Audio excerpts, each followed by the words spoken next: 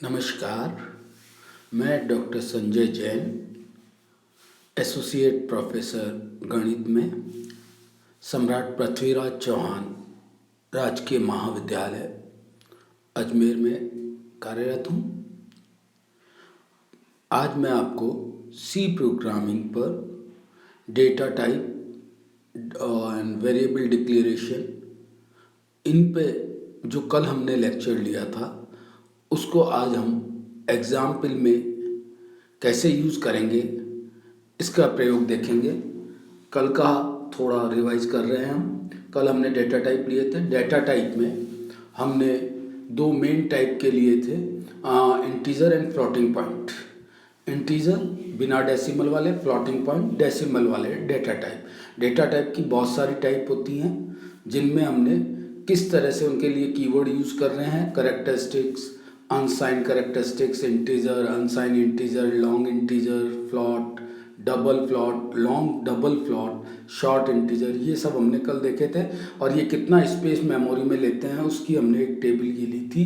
Control string जब हम print F में काम में लेंगे तब हम इनको कैसे डिनोट करते हैं, उनका %C, %D, %A हमने काम में लिया था। और कितनी कितनी कैपेसिटी इनकी लगती है। जितना हम बड़ा लॉन्ग डबल और ये लेंगे बहुत बड़ी स्पेस घेरते हैं और प्रोग्राम कोई भी रन होने में बहुत टाइम लेगा उसके अकॉर्डिंग। इसलिए हमें जहाँ जैसी ज़रूरत है, जितने डेटा टाइप के लिए जिस टाइप के इंटीजर और जहाँ जितनी ज़रूरत है उतना ही यूज़ लेना है, ज़्यादा बड़ा नहीं लिखना है, वरना हमारा प्रोग्राम स्लो होगा या ज़्यादा टाइम लेगा।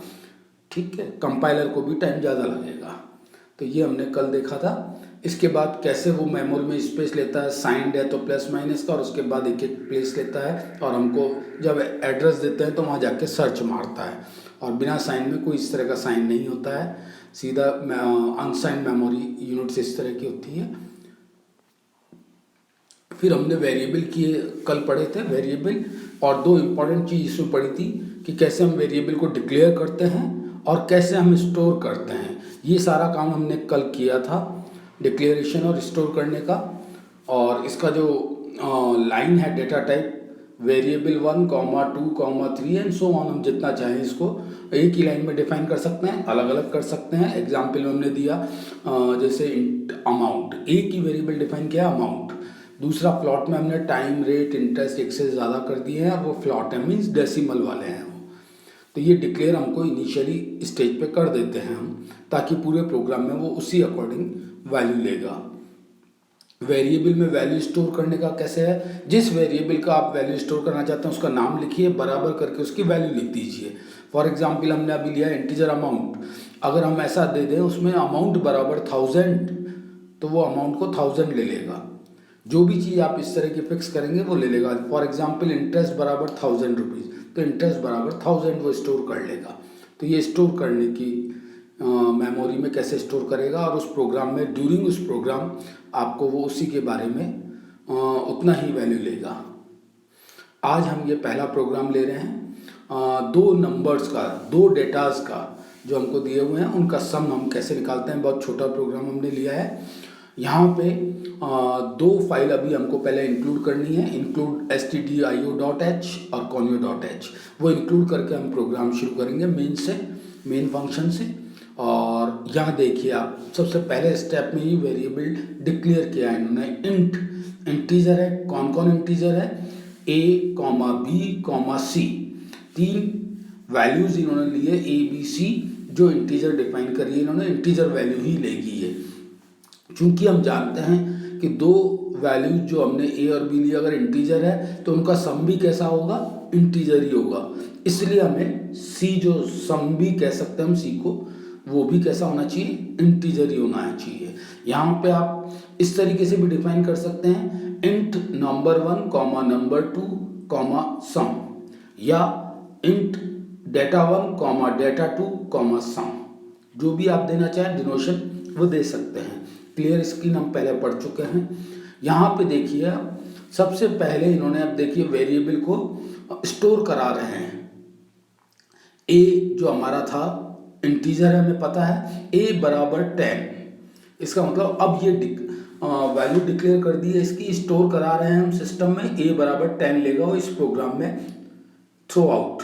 अगर कोई और फंक्शन हम इसमें आगे नहीं दे रहे हैं तो b बराबर 20, यानी b का वैल्यू 20 स्टोर कर रहा है ये थ्रू आउट। नेक्स्ट c बराबर हमने फॉर्मूला दे दिया है यहाँ, c बराबर a प्लस बी। देखिए a प्लस बी, प्लस को ये कॉन्वें से ले समझ जाता है, a प्लस बी सम दे देगा दोनों नंबर का, जिसको c भी कहा है आप सम भी कह सकते हैं। ये मेन प्रोग्राम था 2 नंबर का सम का 3 लाइन जो आपने स्टोर कराया है। और अब आप देखिए प्रिंट से इनको कैसे कनेक्ट करेंगे, लेंगे, कलेक्ट करेंगे। प्रिंट है कंट्रोल स्ट्रिंग में आप ले रहे हैं a बराबर %d, इंटीजर के लिए डिस्क्रीट वैल्यू है इसलिए %d लिया जाता है। कंट्रोल स्ट्रिंग बंद, इसका मतलब a बराबर में आपको प्रिंट करना है। प्रिंट क्या करना है, कॉमा लगा के a का वैल्यू प्रिंट करना है पहले आपको। इसी तरह से सेकंड प्रिंट टैब में न्यू लाइन \n लिया है, इसका मतलब न्यू लाइन से लेना है। न्यू लाइन b बराबर लिखना है और वो भी डिस्क्रीट है, %d इंटीजर है कहने का मतलब, और वो वैल्यू जो इसको देनी है b बराबर दैट इज b की जो वैल्यू हमारे पास स्टोर है दैट इज 20। ओके, प्रिंट है न्यू लाइन में देना है और हम यहाँ पे c बराबर नहीं चाह रहे हैं, सम बराबर चाह रहे हैं, तो सम बराबर लिख दिया हमने, वो भी डिस्क्रीट आएगा और जो भी वैल्यू c की है वो आ जानी चाहिए। तो यहाँ देखिए आउटपुट आपको आ रहा है a बराबर 10, b बराबर 20, दोनों प्रिंट का फर्स्ट और सेकंड का, और थर्ड में सम आ रहा है इसका, दोनों का सम 30। बहुत छोटा एग्जाम्पल हमने यहाँ लिया है 2 डेटा पे, ताकि हमें एक बार क्लियर हो कैसे हम डेटा को डिक्लेयर कर रहे हैं, स्टोर करा रहे हैं और आउटपुट ले रहे हैं। क्लियर। इसी एग्जाम्पल को अब हम जो यहाँ 3 बार प्रिंट एफ ले रहे हैं और बेटर बनाने के लिए हम क्या एक लाइन में कर सकते हैं इसको। अगला एग्जाम्पल हम इसी पे ले रहे हैं कि इतने बड़े बड़े प्रोग्राम बनाने के लिए यहाँ तो केवल 2 ही डेटा थे, अगर बहुत ज़्यादा हो तो हम क्या कर सकते हैं, ये देखिए आप नेक्स्ट एग्जाम्पल, वही हमने इंक्लूड करा दी 2 फाइलें, इनपुट आउटपुट और conview.h, और ABC इंटीजर को डिक्लेयर कर दिया, B का वैल्यू स्टोर कर दिया 10 और 20, C फॉर्मूला लगा दिया a प्लस बी। अब ये प्रिंट एफ में आप देखिए, print F a equals to %d, a का वैल्यू कंट्रोल स्ट्रिंग में डिस्क्रीट रहेगा, a बराबर प्रिंट करना है, फिर \n मतलब नई लाइन से शुरू करना है आपको। अगला b बराबर %d, b का वैल्यू डिस्क्रीट देना है, फिर न्यू लाइन में सम आपको देना है और वो भी %d मीन्स डिस्क्रीट है, और कॉमा कंट्रोल स्ट्रिंग बंद हो गया, कॉमा ABC। तो जो फर्स्ट आपका था a बराबर a की वैल्यू स्टोर जो करी हुई है वो बताएगा, b बराबर b की जो वैल्यू स्टोर की हुई है वो बताएगा, और सम बराबर c मतलब जो फॉर्मूला आपने दे रखा है a प्लस बी, दोनों का सम बताएगा। तो ये एक ही प्रिंट एफ के कमांड में हमें 2 पिछले एग्जाम्पल में 3 अलग अलग प्रिंट में दिए तो वो एक में कर दिया हमने, तो ये प्रोग्राम छोटा हो गया, एक ही में हमने तीनों कमांड दे सकते हैं। प्रिंट एफ को हम इस तरीके से भी लिख सकते हैं, और इस तरह से लिखने पे जो आउटपुट आ रहा है वो क्या हो गया, a बराबर 10, b बराबर 20 और सम बराबर 30। तो ये एक और तरीका है इसको लिखने का। अब हम इसके बाद एक और एग्जाम्पल ले रहे हैं जिससे हमको इनका और क्लियर हो। ये देखिए, ये थोड़ा बड़ा एग्जाम्पल ले रहे हैं हम, 2 डेटा दिए हुए हैं या 2 वैल्यू दी हुई हैं, उनको आपस में हम स्वैप कराना चाहते हैं या इंटरचेंज, 2 के लिए इंटरचेंज भी बोल सकते हैं, उनको आपस में बदलना चाहते हैं।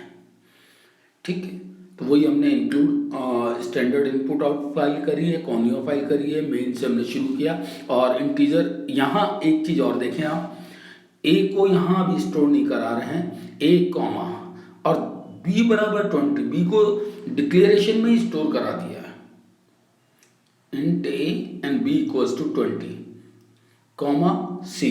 यहाँ ये क्लियर हो गया, ABC इंटीजर है और b का वैल्यू 20 है, ये स्टोर करा दिया है एक लाइन में। Clear screen.